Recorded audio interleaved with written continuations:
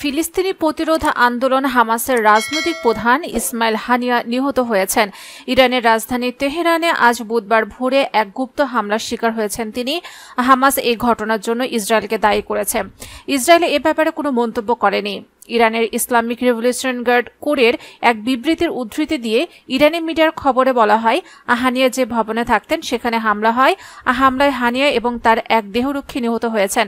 ইরানি president Masoud পেজেশকিয়ানের শপথ গ্রহণ অনুষ্ঠানে যোগ দিতে হামাসের রাজনৈতিক প্রধান হানিয়া তেহরান গিয়েছিলেন। বুধবার সকালে এক বিবৃতিতে হামাস জানিয়েছে, তেহরানের বাসভবনে বিশ্বাসঘাতক ইহুদিবাদী হামলা হয়েছিল। হামলাটি কিভাবে হয়েছে তা নিয়ে তদন্ত চলছে বলে জানিয়েছেন ইরানি কর্তৃপক্ষ। চলমান গাজা যুদ্ধে ইতোপূর্বে হানিয়া বেশ কয়েকজন ঘনিষ্ঠ স্বজনকে হারিয়েছেন। এপ্রিলে ইসরায়েলি বিমান হামলায় তার 3 ছেলে ও 4 নাতি নিহত হন।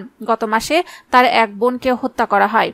62 বছর বয়স্ক হানিয়া কাতারে প্রবাস জীবনযাপন করছিলেন। হানিয়া গাজা সিটির কাছে এক উদ্বাস্তু শিবিরে জন্মগ্রহণ করেন। তিনি 1980 এর দশকে প্রথম ইন্তিফাদা আন্দোলনের সময় হামাসে যোগ দেন।